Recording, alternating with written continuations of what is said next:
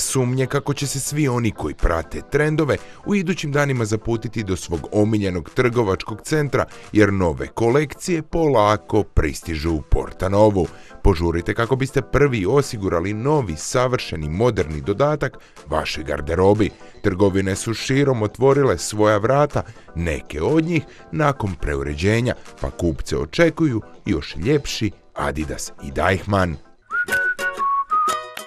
Iako se trgovine lagano popunjavaju novim kolekcijama, sezonska sniženja još su uvijek u tijeku. Bezvremenske komade iz kolekcije jesen-zima 2021.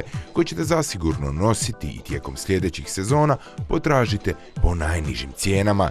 Sezonska sniženja traju još kratko, stoga proučite ponudu i kupujte pametno. Valentinovo je prošlo, no dani ljubavi u Portanovi ne prolaze. Upravo zato nagradni natječaj u kojem možete osvojiti Sardonyx poklon bon u vrijednosti 800 kuna traje do 20. veljače. Fotkajte se u Portanova cvjetnom kutu, objavite fotografiju uz hashtag vrata u svijet ljubavi i sudjelujte u Facebook nagradnom natječaju koji traje do nedjelje. Za više detalja pratite web stranicu i društvene mreže Portanove, a fotokutak nalazi se na prvom katu ispred Millera.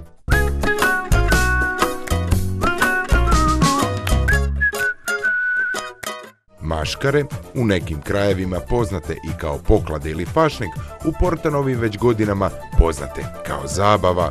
U nedjelju 27. veljače od 17 sati u Portanovi vas očekuju najveselije dječje maškare. Očekuje vas druženje veselih maškara, face painting za one koji žele dodatno maskiranje, revija maškara, nagrade iznenađenja, powered by Teddy i diplome za sudjelovanje. Pripremite dobro raspoloženje, maske svojim najmlađima i 27. veljače uputite se u Portanovu.